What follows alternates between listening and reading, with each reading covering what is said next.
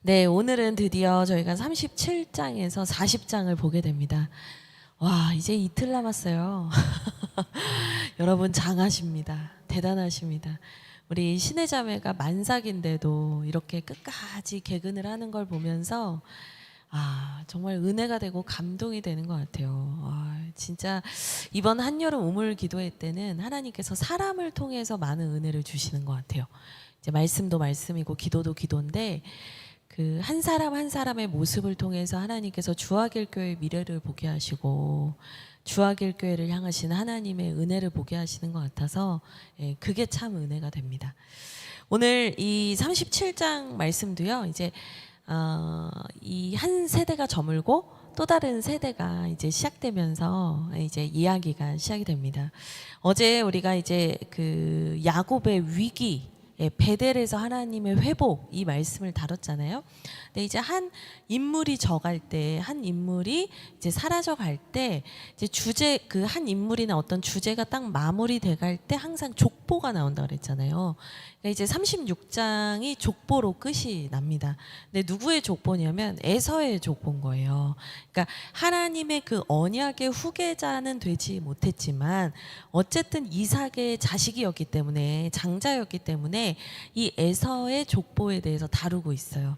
근데 이 족보 다음에 37장으로 넘어가면 이제 야곱의 족보라는 아주 명확한 키워드가 나오면서 이 야곱의 족보를 누가 누구를 낳고 누가 누구를 낳고 이렇게 서술하는 게 아니라 이제 자녀들의 이야기를 내러티브로 서사로 이제 표현을 하게 됩니다. 그래서 그냥 에서의 족보는 끝났고 37장은 야곱의 족보가 시작되는구나 이렇게 생각을 하면서 이제 볼 수 있는데 이 에서의 족보에서 좀 독특한 특징이 하나 나와요. 그게 뭐냐면 에서의 자손들이 이렇게 많이 낳습니다. 이렇게 낳고 애들을 낳고 그다음에 족장들이 세워졌고 20절부터 30절까지 36장 20절부터 30절까지는 그래서 그 많은 자손들 중에서 족장들이 세워졌습니다. 이런 얘기가 나와요. 그러니까 족장은 한 가문을 넘어서서 이제 그 씨족 그 사회가 이제 좀 확장되면서 뭐랄까요? 한 부족을 이끄는 리더십이 생겨나기 시작했습니다. 이런 얘기거든요. 그래서 아브라함, 이삭, 야곱을 족장이라고 불러요. 이제 창세기에서도. 근데 이제 31절부터는 무슨 얘기가 나오냐면 이 에서의 후손 중에서 에돔이라는 나라가 생겼고 왕들이 출현하기 시작했다는 얘기를 해요. 근데 이 왕의 출현을 얘기하는데 31절에 보면 이스라엘 자손을 다스리는 왕이 있기 전에 에돔 땅을 다스리던 왕들은 이러하니라 이렇게 얘기가 나와요. 이게 무슨 말이냐면 왕정 제도가 먼저 구축된 게 누구라는 거예요?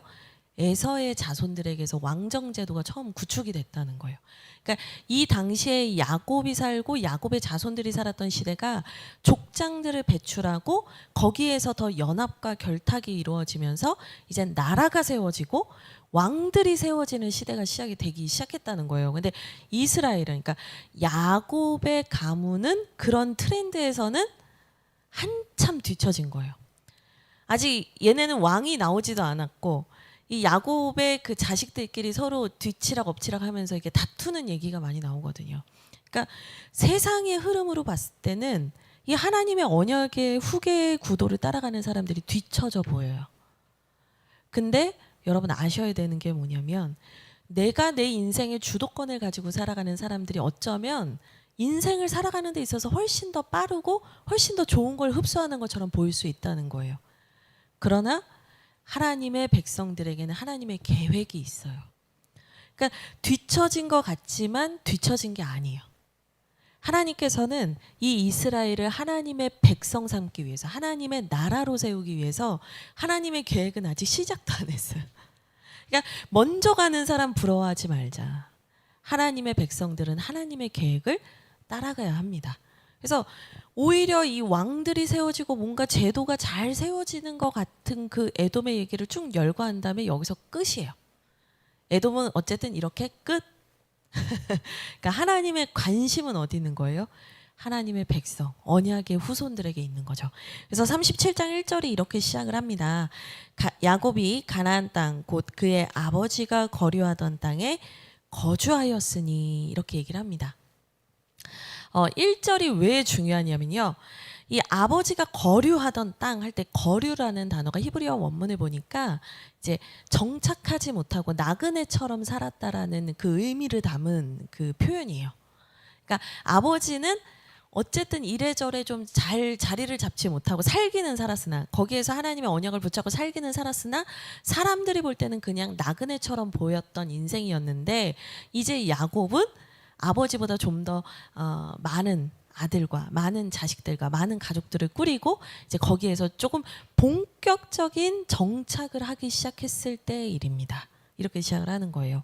그러면서 2절 야곱의 족보는 이러합니다. 라고 시작을 하는데 이 야곱의 족보를 운운하려면 이 보통 족보를 열거하는 패턴이 뭐냐면 첫째부터 적어요. 야곱이 누구랑 결혼해서 누굴 낳고 이 얘기를 해야 된단 말이죠. 근데 족보는 이러하니라라고 하면서 누구의 이름이 제일 먼저 나오냐면 요셉의 이름이 나와요. 그러니까 영적인 장자가 누구였냐? 요셉이었다는 얘기를 하는 거예요. 물론 요셉이 야곱이 사랑했던 라헬의 아들이었기 때문에 특혜를 받았나 보다 이렇게 생각하실 수도 있는데 사실 이제 35장 22절을 잠깐 보시겠어요? 35장 22절을 보면은 막 위기의 순간에 엘베레드 막 하면서 하나님의 회복을 막 누리고 막 이럴 때 이 야곱이 정말 죽다 살아나는 경험을 하고 있을 그때 22절에 보면 르우벤이 가서 그 아버지의 첫 비라와 동침했다라는 얘기를 들어요. 근데 이스라엘이 이를 들었대요. 그러니까 그러니까 이스라엘로 이름이 바뀌었죠. 이스라엘이 르우벤의 만행에 대해서 알고 있었다는 거예요. 그러니까 사실은 장자는 르우벤인데 이 아버지의 첩을 범하는 죄를 범함으로 르우벤은 이 영적인 장자의 그 승계 계보에서는 빠져나가게 된 거죠. 이게 어떨 때는 보면 하나님께서 이렇게 뉘우치고 돌이키는 자에게는 은혜를 주시는데 그 죄를 뉘우치지 않는 자에게는 되게 정확한 심판과 계산을 하신다는 걸 보게 돼요. 그러니까 뉘우치고 돌아오는 사람 얘기를 이제 다음 장에서 볼 거거든요. 그러니까 어쨌든 르우벤은 아니에요. 영적 장자를 누가 계승했냐? 요셉이 계승하게 됩니다. 그래서 17세였다라고 이제 정확하게 얘기를 하는데요. 이 17세였던 소년이 이제 고대 사회에선 저희가 늘 얘기했지만 13세 정도가 되면 후계자 책봉을 한다고 했잖아요. 성인식을 하고. 그러니까 17세라면 이미 이 리더십으로서 아버지는 결정한 거예요. 그래서 그 결정했다라는 그 표시가 뭐냐면 3절에 채색 옷을 지어서 입힌 거예요. 이 채색 옷이라는 게 우리는 이제 색동옷 이런 걸 생각을 해요. 근데 이게 뭐냐면 리더십을 의미하는 옷이에요. 그리고 이 원문의 의미를 보니까 긴 이제 손과 발을 가릴 정도로 긴 옷이다. 그리고 장신구가 달린 옷이다. 이렇게 표현이 되어 있어요. 그러니까 어리지만 아버지가 영적 장자로 우리 가문을 이끌 하나님의 언약의 후손으로 요셉을 딱 찍었고 그걸 상징하는 옷을 딱 입혔다는 거예요. 그러니까 이미 요셉은 아버지도 그렇고 사실은 하나님께서도 그를 통해서 이 이스라엘을 더 번성하게 하고 아브라함에게 주셨던 너에게 이 땅을 주고 너의 민족을 번성하게 하시겠다라는 그 약속을 요셉을 통해서 이루어 가시려고 이제 아버지도 그렇고 하나님도 그렇고 이제 그 계획은 있었어요. 그러니까 이미 이 자리는 시간이 흘러가면 요셉에게 주어질 자리였던 거죠. 근데 이제 문제는 뭐냐면 요셉이 아직은 어렸던 것 같아요. 2절을 보니까 이 요셉이 형들의 잘못을 아버지에게 말했다라고 얘기를 해요. 그래서 이 형들의 잘못을 아버지에게 말했다라는 표현이 이제 원문을 보니까 지속적으로 말한 거예요.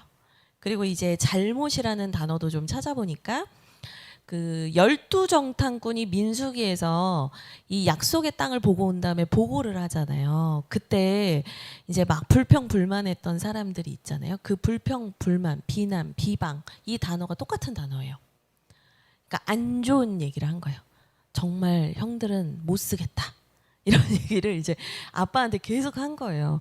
근데 물론 이 요셉의 성향을 보면 여러분 나중에 잘 아시겠지만 애굽으로 팔려가고 그 애굽으로 팔려간 곳에서 이 보디발 장군 그 주인집의 아내가 요셉을 유혹할 때도 되게 단호하잖아요. 그러니까 막 유혹하는데 이러지 마세요. 하나님께 범죄할 수 없어요. 이따 얘기하겠지만.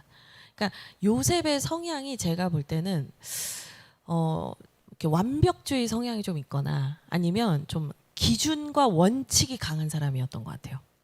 그러니까 기준과 원칙이 강하다는 건 한마디로 이제 다르게 말하면 뭐냐면 여기에서는 뭐 일렀어, 아버지한테 고자질을 잘하는 애였어 이렇게도 해석할 수 있는 거지만 기준과 원칙이 강하다는 건 리더십으로서 또 좋은 면모기도 해요. 뭐냐면 아닌 건 아니라고 지킬 수 있는 사람이거든요. 근데 이게 양날의 검이에요. 근데 그게 어떻게 하나님 안에서 다뤄지느냐에 따라서 좋은 칼이 될 수도 있고 사람을 비난하는 칼이 될 수도 있는 거죠.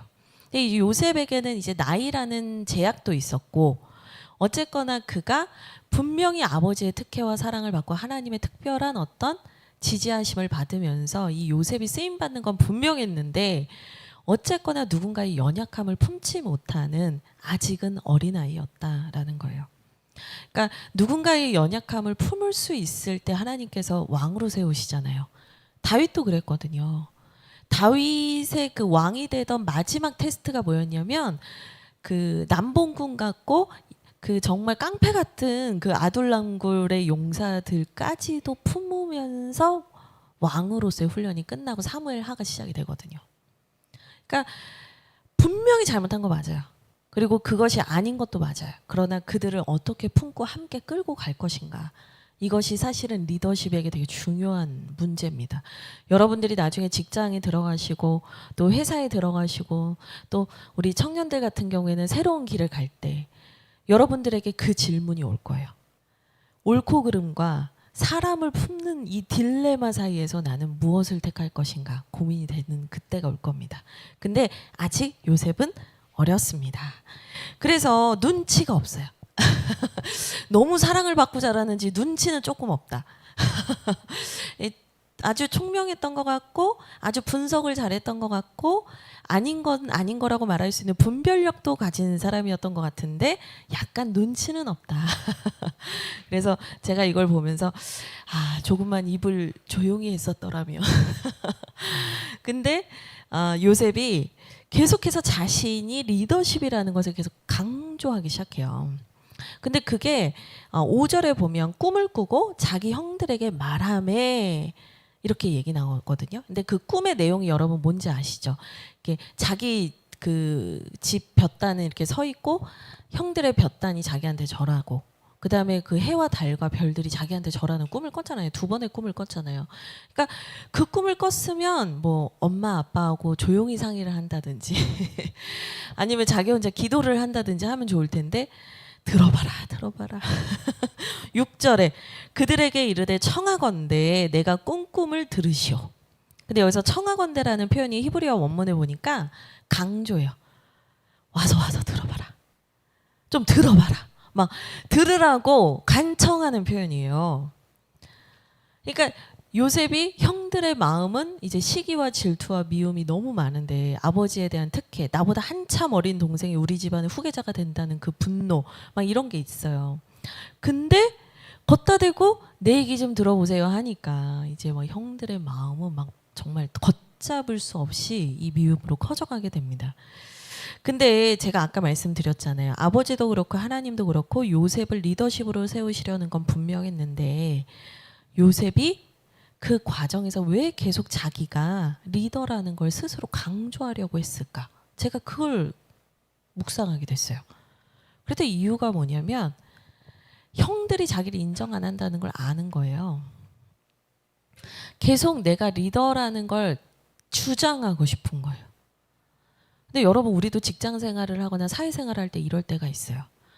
내가 분명히 리더고 내가 분명히 팀장이고 내가 분명히 높은 사람이 맞는데 밑에서 누군가 날 인정해 주지 않으면 어떻게 해서라도 그 사람에게 내가 너의 리더라는 걸 강조하고 싶어서 그 사람과 묘한 기싸움과 사파싸움을 하거든요. 요셉이 그랬던 것 같아요. 그러니까 형들이 요셉의 이 마음을 읽어요. 그래서 8절에 보세요. 그의 형들이 그에게 이르되 네가 참으로 우리의 왕이 되겠느냐? 참으로 우리를 다스리게 되겠느냐? 그러니까 너 그 말 왜 하는지 안다. 너 지금 우리보다 네가 높다라고 계속 강조하는 거지. 너 정말 그 얘기 하고 싶어서 지금 이 얘기 하는 거잖아. 정말 너 짜증난다. 막 이거예요. 근데 사실 이 당시에 고대 시대의 꿈이라는 건요. 하나님이 주시는 거예요. 하나님의 메시지의 통로가 꿈이나 환상이었거든요. 그러니까 이 꿈을 꿨다라는 것 자체가 거짓말은 아니에요. 분명히 하나님 주신 거고 그렇게 하나님 쓰실 거예요. 그러니까 형들 입장에서 생각해 보면 아버지도 쟤만 사랑하는데 하나님도 쟤를 특별하게 대한다라는 생각이 들 때 형들의 마음에선 얼마나 큰 분노가 일었겠어요. 아버지도 쟤만 사랑해, 하나님도 쟤만 사랑해. 그러니까 삐뚤어질 거야. 뭐 이렇게 가는 거예요. 그러니까 서로가 서로의 그 속내를 파악했고 겉으로 드러나는 이 표현들은 그냥 대화 같지만 좋은 대화가 없어요. 그래서 여러분 보시면 이 4절에 형들이 그를 미워해서 그에게 편안하게 말할 수 없었더라 이런 표현이 나오는데 공동번역 새번역을 보면 뭐라고 하냐면 다정하게 절대 말할 수 없었다. 뭐 이렇게 나와요. 말 한마디도 다정하게 말할 수 없었다. 그 리더로서 자신의 입지를 세우고 싶었던 요셉의 마음도 이해는 되지만 그거는 그가 세울 일이 아니었던 거예요. 그거는 때가 되면 하나님께서 세워주실 부분이었어요. 근데 요셉은 급했던 것 같아요. 내가 리더라는 걸 어떻게 해서든지 사람들한테 강조하고 싶었던 거죠. 근데 여러분이 이제 가정에서든 직장에서든 꼭 기억하셔요. 내가 리더야 리더야 리더야 하면은 사람들이 알겠습니다 이런 사람은 거의 없어요. 에이 지가 뭐 리더래. 사람 속마음은 다 그렇거든요. 결국에는 하나님께서 세우실 때까지 인내하고 기다리고 섬기는 시간이 필요해요. 내가 낮아지고 섬기지 않으면 사람들은 절대로 나를 따라오지 않더라고요. 요셉이 아직은 그걸 몰랐죠. 그래서 형들과의 관계가 아주 극단적으로 심해집니다. 그런데 11절에 아버지는 그 요셉의 말을 간직해 두었죠.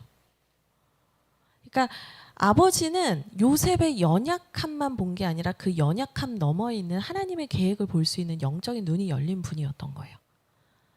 그러니까 이제 우리도 그게 힘들어요. 한 사람의 연약함을 볼 때 이 사람 전부가 싫어질 때가 있거든요.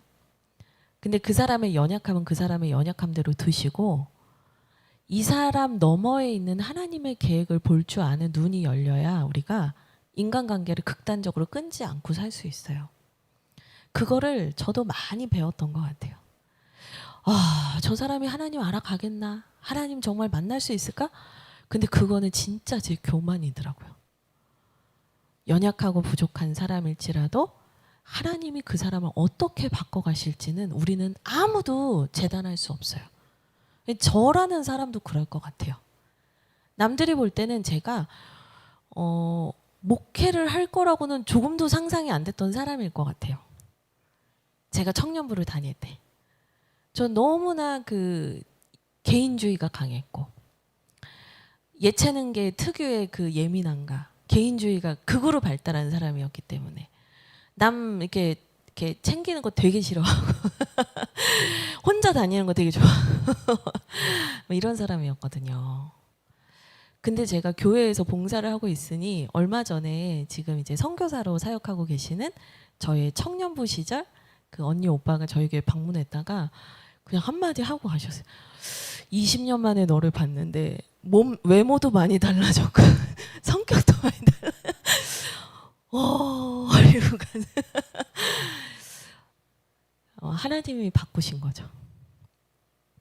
하나님이 바꾸셨어요. 살이 찔 틈이 없었죠. 옛날에. 너무 예민했으니까. 그러니까 여러분 어떤 누군가의 연약함만 보지 마시고 그 사람 안에 있는 하나님의 계획을 볼 수 있게 해달라고 기도하세요. 그러면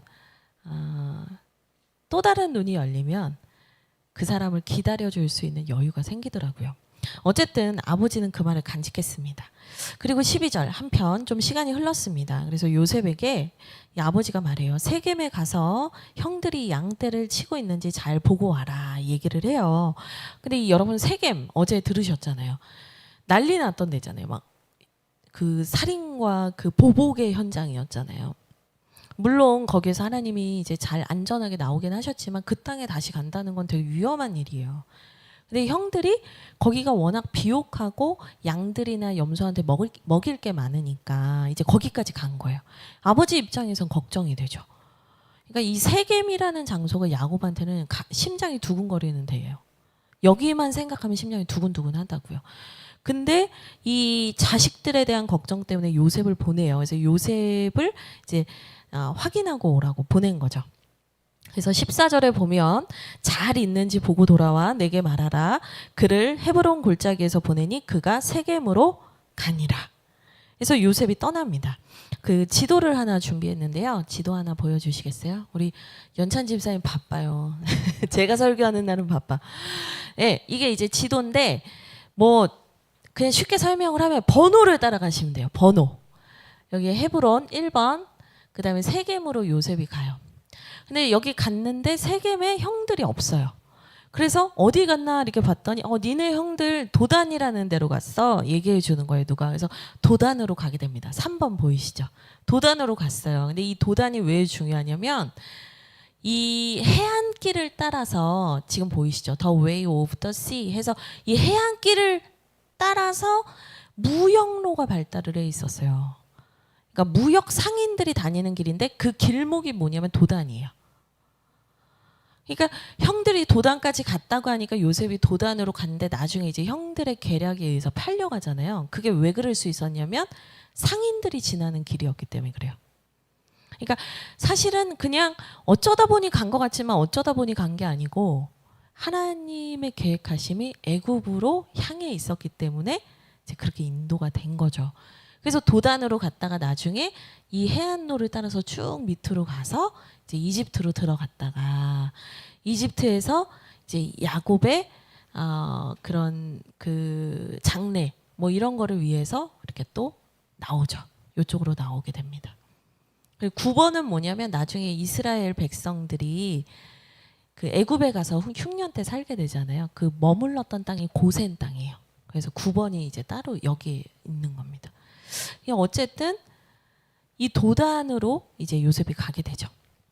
네, 이제 안 보여주셔도 돼요. 네, 그래서 17절 보시면 내가 그들의 말을 들으니 도단으로 가자 하더라.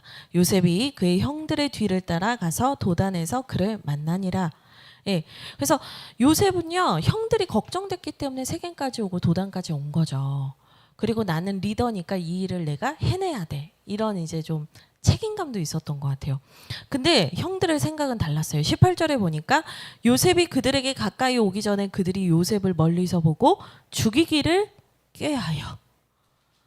와, 그 미움이 얼마나 극으로 치달았는지 아시겠죠.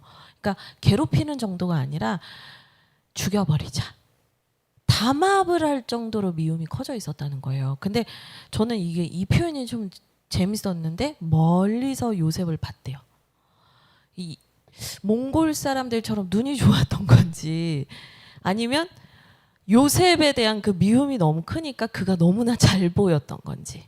근데 여러분 그럴 때 있지 않으세요? 내가 미워하는 사람은 어딜 가든지 그 사람이 너무 정확하게 보이지 않으세요? 이게 너무 사랑하는 사람과 너무 미워하는 사람이 똑같아요.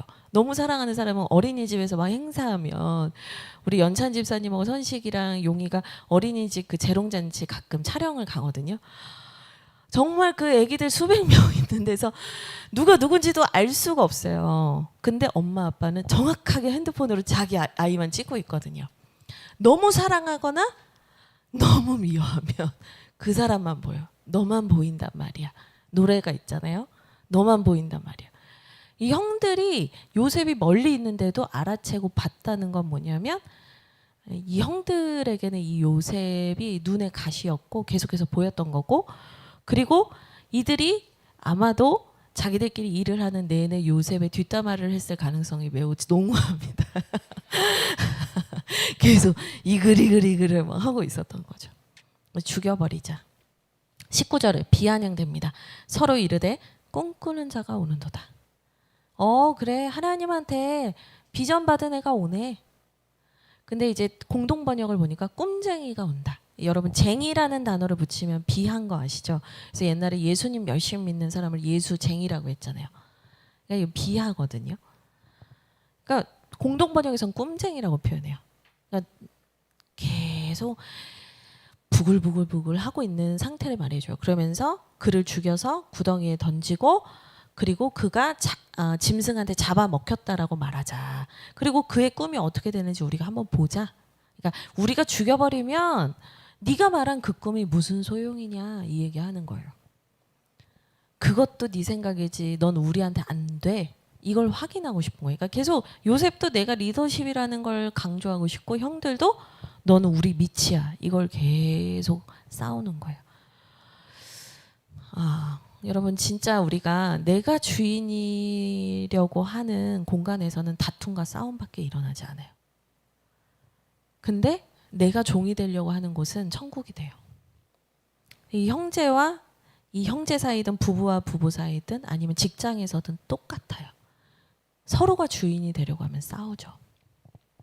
근데 이제 르우벤은 그래도 이제 첫째 형이니까 죽이지는 말자. 죽이는 것까지는 아닌 것 같다. 이건 아버지에게 못할 짓이다라고 생각을 해서 이제 형제들을 좀 달래려고 합니다. 그래서 그냥 구덩이에만 넣자고 이렇게 얘기를 하죠. 23, 24절 보시면 요셉이 형들에게 이르매 그의 형들이 요셉의 옷 곧 그가 입은 채색 옷을 벗겼다.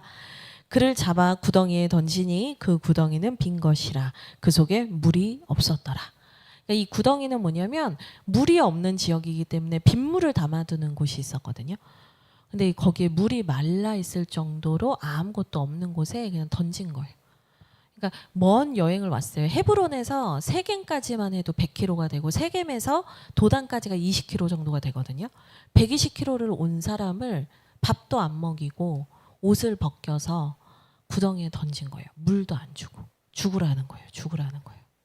그리고 이 팔레스타인 나중에 저의 꿈이지만 우리 교인분들과 성지순례를 가는 게 저의 꿈인데 그 팔레스타인 지역이나 그 사막 기후 있는 데를 가잖아요. 해지면 진짜 추워요. 그리고 대낮에도 구름 아래는 진짜 추워요. 에어컨 킨 것 같거든요. 그러니까 이거 옷을 벗겼다는 건 죽으라는 거예요. 그리고는 여러분 엄청 잔인해요. 25절에 그들이 앉아 음식을 먹었다. 죽거나 말거나 생각하지 않고 우리는 밥 먹자 막 그러면서 막 음식 먹으면서 꼴 좋다 막 하고 있는 거예요. 여러분 아무리 미워하고 싫어했지만 그래도 형제였는데 이렇게 형제에게 배신을 당하고 버림을 받았다라고 생각해 보세요. 얼마나 그 고통이 컸겠어요. 근데 이 요셉의 뭐 인간성이나 인간적 연약함은 예수님과 비교할 수는 없지만 사실 이렇게 요셉의 그 고난 받은 모습들을 우리는 보통 예수 그리스도의 모습으로 해석을 해요. 이걸 뭐라고 하냐면 유형론적 해석이라고 하는데요. 과거에 있었던 역사적 사건이나 역사적 인물이 동일한 패턴으로 반복이 되고 그것이 메시아인 예수 그리스도를 가리키는 것을 이제 유형론이라고 해요. 그러니까 요셉을 우리가 다 보통 뭐라고 하냐면 예수 그리스도의 예표다. 미리 보여준 거다. 예수 그리스도가 당할 일을 미리 보여준 거다. 이렇게 얘기를 하거든요. 그러니까 옷이 벗김을 당하고 구덩이에 던짐을 당하고 물을 먹지 못하고 이게 다 이제 예수님의 그 십자가에서 고난받았던 모습들과 이제 연상이 되죠. 매치가 되죠. 그러니까 결국에 이걸 통해서 하고 싶은 얘기가 뭐냐면 요셉이 결국에는 희생을 함으로 요셉의 희생을 통해서 이 가족과 이 민족이 구원받게 될 거라는 거를 보여주고 싶은 거예요. 성경은 끊임없이 얘기해요. 희생과 내가 죽는 이 일이 없고는 생명을 살릴 수가 없다고 해요. 한 알의 밀알이 썩어져 죽지 아니하면 많은 열매를 맺을 수가 없다라고 성경은 내내 얘기해요. 교회도 마찬가지거든요. 함께 기도하고 함께 썩어지고 함께 밀알이 되는 사람이 없는 교회는 절대로 세워지지 않아요. 제가 예전에도 설교 때 말씀드렸지만 정말 이렇게 어느 정도 이제 든든하게 서서 이렇게 교회의 사역을 잘 감당하고 있는 교회들을 보면 초창기에 기도의 사역, 눈물의 사역을 하셨던 분들이 진짜 많아요. 우리 교회는 이제 그 기도를 쌓아가는 중인 거죠. 여러분들이 나중에 교회 열람의 이름이 등재가 되실 거예요. 개근자만 적을 텐데 어떡하지? 근데 여러분 하나님은 기억하시잖아요. 너희들의 수고와 헌신을 안다. 교회를 위해 눈물로 기도했던 너희들을 안다. 묵묵히 희생하고 헌신했던 너희들의 마음과 그 믿음을 안다. 여러분 주님은 여러분도 그렇게 바라보고 계십니다. 어쨌든 이 요셉이 이제 죽을 위기에 있었는데 25절에 보니까 이스마엘 사람들이 길르앗에서 오는데 향품과 유향과 모략을 싣고 애굽으로 가는 중이었다. 그러니까 이런 향품, 유향, 모략 이것도 예수님의 죽음과 관련된 물건들이었잖아요. 예수님 태어나셨을 때 동방박사가 가져왔던 물건들이기도 하고 예수님이 돌아가시기 전에 이 한 여인이 그 옥합을 깨서 예수님의 장례를 준비했던 사건들. 그러니까 이런 게 다 이제 신구약이 매칭이 되는 이런 해석들, 이런 게 있다. 이걸 아시면 돼요. 그래서 마침 이 내려가는 상인들이 있으니까 26절에 유다가 우리가 동생을 죽여서 우리가 뭐가 우리한테 좋겠냐? 그냥 팔아버리자. 제안을 해요. 근데 루벤은 그냥 그 형들의 화가 풀릴 때까지만 요셉을 가다두려고 한 건데 루벤이 없는 사이에 유다가 팔자고 제안을 한 거예요. 그러니까 이게 유다 입장에서는 차선책으로 잘 인도했다라고 생각하지만 사실은 유다가 요셉을 팔게 하는 결정적 역할을 한 거예요. 그러니까 가론 유다 같은 역할을 한 거예요. 유다가 그 일을 한 거예요. 그래서 팔게 됩니다. 그래서 얼마에 파냐? 근데 이제 27절 보면 우리의 동생이고 우리의 혈육이다. 그러니까 그냥 죽이지 말자, 팔자. 되게 말이 이상하죠. 우리의 동생이고 혈육인데 장난하나 뭐 이런 생각이 드시죠?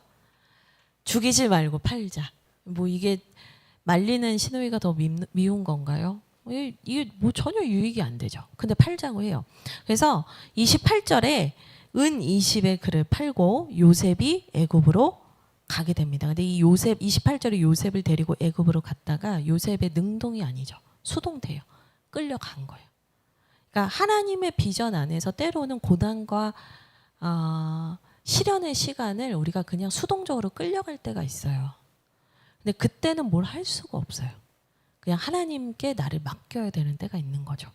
그래서 끌려갑니다. 근데 은 20인 이유는 뭐냐면 예수님은 은 30인데 왜 요셉은 은 20입니까? 이럴 수 있는데 이 은 20이 그 17세이기 때문에 20세 미만은 은 20이고 20세에서 50세가 은 30의 노예값이에요. 그러니까 결국엔 예수님과 동일한 사람으로 하나님이 미리 세우신 거죠. 그래서 끌려가고 31절에 순념소를 죽여 그의 옷에 피를 적셨다. 이것도 다 예수님을 상징하는 예수님의 그 보혈을 상징하게 하는 일들이죠. 그리고 35절에 이제 이 자녀들이 아버지에게 이 모든 사건을 거짓말로 고하고 나니까 야곱이 너무나 고통스러워하면서 슬퍼합니다. 36절 이제 요셉은 애굽의 바로의 신하 친위 대장, 그러니까 비서실장 보디발에게 팔려갔다라고 하면서 37장은 끝나죠. 그러니까 이 37장이 얼마나 가족의 비극적인 얘기들이 많이 나와요. 이래가지고 에돔은 막 왕을 세우고 막 번성하는 것 같은데 여기는 집안이 파탄이 나고 있는 모습을 보는 거예요. 그러니까 여러분 눈에 보이는 걸로 결정하지 마시라고요. 하나님의 역사는 어디에 있어요? 이 파탄 나는 것 같은 이 집에 있는 거예요. 38장을 보겠습니다. 38장은 37장과 39장 사이에 도대체 왜 있는 거냐 이해를 못하겠다 이제 보는 본문이에요. 이 38장은 유다의 얘기가 나와요. 그 요셉을 팔았던 유다의 얘기에 포커싱이 돼 있거든요. 1절에 보면 그 후에 유다가 자기 형제들로부터 떠나 내려가서 아둘람 사람 히라와 가까이 하니라. 그러니까 그 후에 그러니까 요셉이 죽었다라고 아버지에게 말해서 아버지가 고통스러워하는 것을 본 후에 유다가 뭘 했대요? 가족을 떠났다는 거예요. 그러니까 죄책감이 들었겠죠. 그 아버지를 보는 게 괴로운 거예요. 그러니까 떠나요. 가족들과 멀리 분리돼요. 그래서 이게 사실은 이제 뭐 내 죄는 내가 뭐 지고 가겠다 이런 의미라기보다는 회피죠, 회피. 유다의 38장에 나오는 유다의 죄성의 핵심은 뭐냐? 회피예요. 자기가 사실은 아버지께 정직하게 고백할 수 있었고 그 상인들을 따라가서 동생을 되찾아올 수도 있었어요. 근데 유다가 그렇게 하지 않고 아버지와 가족을 떠났어요. 회피예요. 이 회피의 죄성이 사실은 유다에게 아주 강력한 죄성이었어요. 그래서 아둘람 사람 히라와 지냈대요. 그러니까 이제 이방 친구도 사귄 거예요. 그러니까 이방 친구를 사귀니까 2절에 어떻게 돼요? 수아라는 가나안 사람의 딸과 결혼했다. 그러니까 이방 친구를 사귀니까 어떻게 돼요? 이방 여자랑 결혼도 하는 거예요. 그러니까 여러분, 우리가 뭔가 하나님께 범죄하고 잘못했을 때 빨리 회개해야 돼요. 근데 그 죄를 인정하기 싫어서 회피하다 보면 점점 돌이킬 수가 없어져요. 유다가 지금 그렇게 된 거예요. 그리고 나서는 아들을 낳아요. 3절에 엘이라는 아들을 낳았고 4절에 오난이라는 아들을 낳았어요. 그리고 또 엘을 낳는데 5절에 보니까 셀라라는 아들을 낳습니다. 그래서 나름대로 자기는 잘 산다라고 생각을 하고 살았는데 이 엘이라는 첫째 아들이 이제 결혼할 때가 돼서 다말이라는 6절에 며느리를 드리게 된 거죠. 그러니까 이제 뭐 나도 나름대로 잘 사는 것 같고 그 죄는 이제 영혼이 덮여진 것 같고 유다에게 이제 뭐 요셉이나 뭐 가족들은 다 지워져 버린 기억처럼 이제 자기도 사는 거죠. 근데 이제 문제가 7절. 유다의 장자 엘이 여호와가 보시기에 악함으로 여호와께서 그를 죽이셨대요. 근데 여러분 여기서 중요한 게 뭐냐면 여호와가 보시기에 악했다라는 말 자체가 뭐냐면 하나님께서 우상을 숭배하고 하나님을 영적으로 대적할 때 이런 표현들 많이 쓰세요. 그러니까 가나안 여자랑 결혼을 하니까 그 엄마의 영향을 받은 자녀들이 하나님을 섬기는 것이 아니라 이방신을 섬기는 모습을 봤고 하나님께서 그 모습을 심판하실 정도로 그들이 악했다는 거예요. 엘이 죽어요. 그러면 이제 보통 이 당시에는 계대 결혼이라고 해서 그 자손을 낳지 못하고 죽으면 그 사람의 기업을 이을 자가 없잖아요. 그러니까 이제 동생이 그 다말이라는 며느리랑 결혼을 해요. 근데 이제 완전한 결혼이라기보다는 그냥 이제 그 동침을 함으로 자손을 이어갈 수 있게만 하면 되거든요. 그래서 그걸 기업을 물은다 이런 표현으로도 써요. 그래서 이 엘의 가문이 끊어지지 않게 하는 거예요. 근데 이 다말에게 오난이 들어갔는데 오난이요. 얘도 별로 이렇게 성품이 좋았던 것 같지 않아요. 9절을 보세요. 오난이 그 씨가 자기 것이 되지 않을 줄을 알므로. 그러니까 자기 자식을 낳는데도 그 자식은 형의 아들이 돼서 그 재산은 나한테 오지 않고 형의 자식에게 흘러갈 거니까 아버지의 재산 중에서 싫은 거예요. 내 자식인데 돈을 왜 쟤한테 줘야 돼? 이게 있는 거예요. 그러니까 싫었대요. 그래서 형수에게 들어갔을 때 그의 형에게 씨를 주지 아니하려고 땅에 설정했다. 근데 10절에 그 일이 여호와가 보시기에 악함으로 여호와께서도 그를 죽이셨다. 지금 유다가 형제를 죽이고 형제를 냉정하고 무정하게 팔았잖아요. 그 죄의 습관과 죄성이 유다의 자손들에게도 흐르고 있는 거예요. 유다가 회피했기 때문에 덮어버렸기 때문에 가나안 가서 새로 정착했기 때문에 이 문제가 끝나는 게 아니라 이거는 끊어지지가 않는 거예요. 그래서 이 일로 인해서 오난도 죽어요. 그러니까 또 부인도 죽거든요. 12절에 얼마 후에 유다의 아내 수아의 딸이 죽었다. 그러니까 뭐 아들들이 죽으니까 그 엄마도 고통스러워서 그랬는지 얼마 안 있다 돌아가세요. 그러니까 유다가 얼마나 비참하고 처참해요.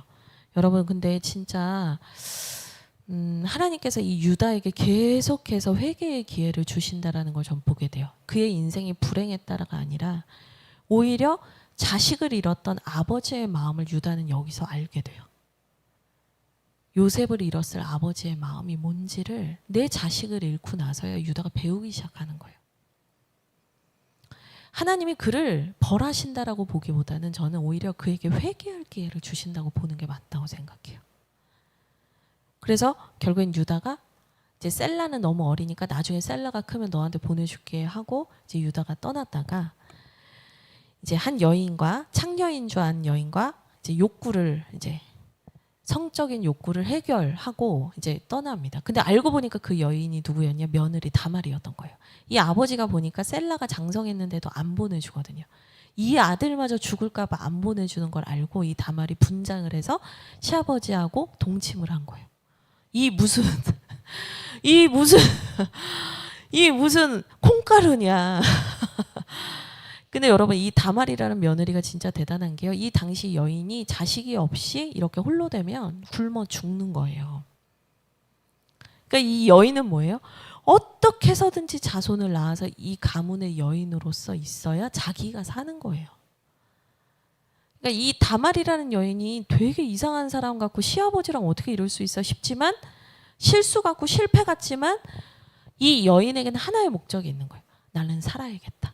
그래서 나중에 이 다말의 후손이 예수 그리스도의 족보에 들어가서 마태복음 1장에서 이 여인의 이름이 5명이 언급이 되는데, 이 제일 먼저 나오는 여인의 이름이 다말이에요. 그러니까 뭐냐면, 다말이 한 행동과 이 짓은 사실 인간적 상식으로 받아들이긴 어렵지만, 그 여인의 열망과 살아야겠다라는 그 마음으로 한 행동에 대해서 하나님이 그 여인을 불쌍히 여겨주시고 긍휼히 여겨주시고 이방인마저도 하나님의 구원의 계보에 넣어주신다라는 걸 상징적으로 보여주신 거예요. 근데 이제 나중에 유다는 그걸 몰랐어요. 다말인지 모르고 있다가 네 며느리 지금 행음했다, 딴 남자 애뱉다, 3달 후에 얘기하니까 가만두지 않겠다, 불살라라 막 이러면서 거의 뭐 포청청 개작도를 드려라 막 거의 막 근데 옛날엔 여자가 행음하면 진짜 잔인하게 죽였거든요. 그러니까 포청천이 개작도를 드려라 했는데 이 여인이 이 유다의 소지품을 꺼냅니다. 아버님 거죠. 근데 이제 중요한 게 뭐냐, 26절인데 유다가 그것들을 알아보고 이르되 그는 나보다 옳도다. 그는 나보다 옳도다. 다말이 한 일이 나보다 옳았다. 그러니까 다말이 이렇게 집요하고 집착을 하면서 살려고 했던 행동이 사실 유다에게는요, 동생 요셉을 팔고 나서 뒤쫓아가서 동생을 찾으려는 노력을 하지 않았던 유다에게 이 다말의 모습이 자기 자신의 모습을 돌아보게 했을 거예요. 부끄러웠을 거예요. 생명을 위해서, 살기 위해서 이렇게까지 하는 다말을 보면서 나는 왜 내 동생을 지키지 못했는가를 돌아보게 되는 거거든요. 유다가 이제서야 인정을 하고 회개하는 거예요.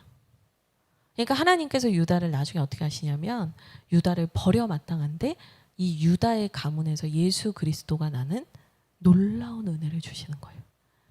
그냥 단순히 옳다가 아니에요. 네가 나보다 옳다. 그냥 그게 아니고 회개예요. 회개. 그래서 결국에 29절에 베레스를 낳고 30절에 세라를 낳는데 이 베레스가 이름의 뜻이 돌파하다예요. 그러니까 여러분, 죄의 문제가 있고 하나님과 해결되지 않은 문제가 있으면 회피하지 마세요. 돌파하셔야 돼요. 그래서 그 문제를 해결하셔야 돼요. 한편 39장 요셉은 애굽에 왔습니다. 그래서 바로의 신하 친위대장 비서실장과 같은 애굽 사람 보디발의 집으로 갔고요. 여기서 이제 39장부터 되게 독특한 표현이 나와요. 노비로 팔려간 건데 좋은 게 하나도 없어요. 노비는 뭐예요? 내가 내 인생의 주인이 아닌 거예요. 내 주도권을 주장할 수가 없어요. 그런 철저하게 내 권한이 없어진 상태가 됐는데 축복이 막 물붓듯이 부어져요. 2절 보세요. 여호와께서 요셉과 함께 하심으로 그가 형통한 자가 되었습니다. 3절에 그의 주인이 여호와께서 그와 함께 하심을 보며 여호와께서 그의 범사에 형통하게 하심을 보았습니다. 요셉도 보고 요셉의 주인도 보고 요셉 옆에 있는 사람은 다 보게 해주셨대요. 4절 요셉이 그의 주인에게 은혜를 입어 섬겼습니다. 총무가 됐고 그 모든 집을 다스리는 사람이 됐습니다. 5절 여호와께서 요셉을 위하여 그 애굽 사람의 집에 복을 내리셨습니다. 여러분, 내 주도권을 상실한 것 같은데 하나님이 나와 함께 하시면 형통의 복이 임하는 거예요. 그러니까 내 주도권을 빨리 놔야 하나님의 역사가 일어나는 거란 말이에요. 근데 우리는 어떻게 해요? 내 주도권 안 놓으려고 발악을 하잖아요. 여러분, 그러면 그럴수록 시련과 고난의 시기만 길어진다. 내 주도권을 내려놓고 하나님의 통치를 받을 때 우리의 인생에 하나님의 복이 임하는 거예요. 그 5절 끝에 여호와의 복이 이 보디발의 집과 밭에 있는 모든 소유에 미쳤다라는 표현이 나오는데, 이 미친지라가 그냥 영향을 끼쳤다 정도가 아니고 그 원문을 보니까 복이 거기에 있었다라는 뜻이에요. 그러니까 복 자체가 누구예요? 하나님이신 거죠. 복의 근원은 하나님이시죠. 그러니까 그 위에 하나님이 그냥 계셨다. 그러니까 하나님의 통치를 받았다. 하나님의 다스리심이 있었다. 이런 뜻이에요. 와, 비가 아무리 오고 눈비가 아무리 와도 우산 쓰고 차 안에 있으면 어때요? 괜찮죠? 이 미쳤다. 이 5절에 미친지라가 발음 잘하죠. 이거 아니고 그 영향이 미쳤다. 하나님의 통치가 미쳤다. 이 말이 뭐냐면 비가 오고 눈비가 와도 그냥 차 안에 있는 것 같고 집 안에 있는 것 같았다. 이 말인 거예요. 지붕이 있었대요. 여러분, 우리가 험한 세월을 살아가는데 우리의 지붕이 있다면 얼마나 좋겠어요. 하나님이 우리의 지붕이 되어주시면 얼마나 좋겠어요. 근데 그 지붕이, 하나님이 우리의 지붕이 되어주시는 인생이 뭐냐면 내가 내 주도권을 놓는 거예요. 그래서 요셉이 하나님의 복을 누리던 중에 항상 이제 사탄 마귀는 공격을 합니다. 이 보디발의 아내가 요셉을 막 유혹해요. 처음엔 7절 눈짓하다가, 그 다음엔 동침하기를 청했대요. 그리고 10절에 날마다 청했대요. 요셉이 거절하니까 아이고 막 너무 야, 얼마나 곤란해요.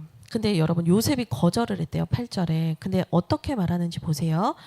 이 집에 나보다 큰 이가 없으며 주인이 아무것도 내게 금하지 아니하였어도 금한 것은 당신뿐이니 당신은 그의 아내이기 때문입니다.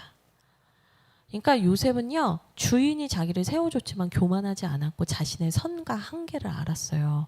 근데 여러분, 여기서 금지된 것 하나를 취하려고 하지 않는 이 마음이 중요한 거예요. 금지되어 있는 그 모든 걸 다 누릴 수 있는데 금지되어 있는 것 하나를 어떻게 해서든지 누리려다가 영원한 형벌에 처한 게 누구예요? 아담과 하와잖아요. 이 생명나무에 손대지 마라. 그거는 내가 창조주, 네가 피조물이라는 표시인데 그거는 손대지 마라. 내가 너한테 다 줄게. 근데 하지 말라는 거 그것만 계속 보이잖아요.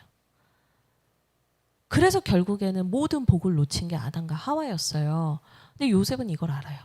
요셉은 교만하지 않았던 거죠. 내가 할 수 있는 거 하지 않아도 되는 것을 너무나 정확하게 알았어요. 근데 이 보디발의 부인은 어떤 거예요? 이 보디발의 부인도 똑같은 상황이에요. 뭐 장군의 부인인데 뭐가 제한돼 있었겠어요? 다 누렸겠죠. 근데 이 여인이 금지되어 있는 것 하나는 뭐예요? 남편 외의 남자와 사랑에 빠지는 거죠. 이 여인은 그걸 하고 싶었대요. 왜요? 내가 교만하니까. 여러분, 교만을 조심하셔야 돼요. 근데 요셉이 결국에는 거절을 하는데 누명을 쓰고 감옥에 갇히게 됩니다. 19절에 보디발이 듣고 심히 노했대요. 그런데 그동안 요셉을 통해서 복을 받았고 요셉이 어떤 사람인지를 다 봤을 텐데 어떻게 이 장군은 전후 관계도 안 듣고 어떻게 이렇게 옥에 바로 가둘 수가 있어요? 두 가지로 생각해 볼 수 있는데 처음에는 화가 났을 수 있을 것 같아요. 근데 나중에 보면 40장 4절에 보면 이 친위대장이 왕의 그 측근인 두 사람, 술 맡은 관원과 떡 맡은 관원이 그 옥에 들어왔을 때 4절에 친위대장이 요셉에게 그들을 수종들게 했대요. 자기가 요셉이 싫어가지고 옥에 가둬놓고서는 수종을 들게 해요. 이 남자, 이 장군도 나중에 알았을 거예요. 요셉이 어떤 사람인지 봤고 알았고 성품도 알기 때문에 보디발 장군도 나중엔 알았겠죠. 근데 어쨌거나 너무 화가 나니까 그냥 가둬버려요. 근데 여러분, 우리가 세상 살다가 이런 일을 겪을 때가 있어요. 진짜 열심히 애쓰고 수고하고 섬겼는데 하루아침에 버려지는 경험을 할 때가 있어요. 직장 생활을 하다 보면. 희생양이 필요해서 그냥 하루아침에 형장의 이슬로 사라지는 일들을 직장 생활을 하다 보면 경험하거든요. 근데 여러분, 그때 억울해하거나 슬퍼하지 마세요. 하나님이 요셉을 옥으로 보내셔야 됐거든요. 그래야 바로에게 가기 때문에. 하나님의 계획이 있는 거지 그 사람이 나한테 해야 할 수 없었어요. 근데 우리는 내가 이렇게 충성했는데 배신당했다. 이 상처에서 못 벗어나는 거예요. 근데 그게 중요한 게 아니에요. 하나님이 우리를 옥에 보내셔야 했었다. 이게 중요한 거죠. 그래서 21절에도 여호와께서 요셉과 함께 하시고 간수장에게 은혜를 받게 하시고, 이 은혜, 앞에서도 말했던 그 보디발에게도 받은 은혜, 간수장에게 받은 은혜, 이게 헨이라는 헬라어예요. 예전에 에스더 설교할 때 말씀드렸어요. 하나님의 호의를 받았다는 거예요. 그래서 이 은혜를 받고 23장 여호와께서 요셉과 함께 하셔서 감옥에서도 형통했다. 감옥에서마저도 형통했다. 그리고 애굽 왕에게 범죄했던 두 관원을 만나게 됩니다. 결국에는 이 관원을 만나야만 했던 이유가 뭐냐면 바로를 만나기 위해서였는데요. 이 관원 두 사람이 잡혀 들어와서 꿈을 꿨는데 해석할 자가 없었습니다. 8절에 그들이 그에게 이르되 우리가 꿈을 꾸었으나 이를 해석할 자가 없도다. 요셉이 그에게 이르되 해석은 하나님께 있지 아니하니까 하면서 해석을 쭉 해줘요. 근데 한 명은 복권이 되는 거고 한 명은 죽는 거였는데, 이 14절 15절에 보면 복권이 될 사람한테 이 요셉이 계속 얘기해요. 당신이 잘 되시면 나 좀 생각해 주세요. 내게 은혜 좀 베풀어 주세요. 내 사정을 바로에게 아뢰어서 이 집에서 나를 좀 건져 주세요. 나는 히브리 땅에서 끌려온 자고 여기서도 옥에 갇힐 만한 일을 행하지 않았습니다. 억울한 얘기를 막 하거든요. 근데 여러분, 여기에서 이제 요셉이 아직까지도 감옥에 있어야 된다는 걸 알게 돼요. 이 옥에서 꺼내줄 수 있는 꺼내줄 수 있는 분이 누구라고 생각하는 거예요? 사람이라고 생각하고 있는 거예요. 그러니까 요셉의 이 문제가 다뤄지기 전까지 하나님은 그를 옥에 두시게 됩니다. 그래서 좀 슬픈 일인데 23절 술 맡은 관원장이 복권이 된 후에 요셉을 기억하지 못하고 그를 잊었습니다. 술을 많이 먹어서 그런가? 기억성 치매인가? 너무 억울하고 화가 나죠. 근데 하나님은 뭐냐면 철저하게 자신의 인생과 하나님의 계획이 무엇인지를 요셉에게 알려주실 때까지는 요셉이 이곳에 있어야 했습니다. 41절에 만 2년 후에 나오기까지, 하나님이 그를 꺼내시기까지 3년 동안 그는 여기에서 훈련을 받아요. 여러분, 우리는 비전을 향해서 계속 가고 비전을 추구하면서 비전을 발견하는 게 뭘까? 이걸 가지고 지금 창세기 말씀을 계속 보고 있는데, 여러분 중요한 게 있어요. 요셉 얘기를 볼 때 많은 사람들이 요셉이 총리가 됐다, 애굽의 총리가 됐다, 요셉이 도달한 목표, 요셉이 도달하게 된 위치에 대해서 많은 사람들이 관심을 갖거든요. 근데 여러분, 하나님의 비전은 위치가 아니에요. 하나님의 비전은 뭐냐면 그 사람 자체예요. 우리 김지 집사님이 하나님의 비전이라고요. 우리 은빈이가 하나님의 비전이라고요. 그러니까 그 사람 자체가 하나님의 비전이기 때문에 이 사람이 변해야 돼요. 이 사람이 안 변하면 아무리 총리가 되고 뭐가 돼도 소용없어요. 하나님의 나라의 역사는 이루어지지 않거든요. 하나님이 왜 이렇게 말도 안 들어먹고 고집 세고 이렇게 못돼 처먹고 교만한 인간들을 왜 이렇게까지 붙들고 가시나? 이게 우리는 죽었다 깨나도 깨달을 수 없는 창조주 하나님의 마음인 거예요.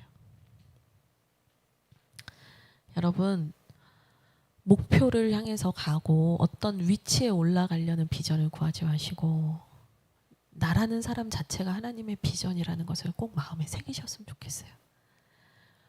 여러분이 넓어지고 여러분이 깊어지고 여러분이 하나님 나라를 위해서 생명을 흘려보낼 수 있는 사람이 될 때 하나님은 여러분에게 기꺼이 여러분을 높이시고 세우실 거예요. 우리 같이 기도하겠습니다.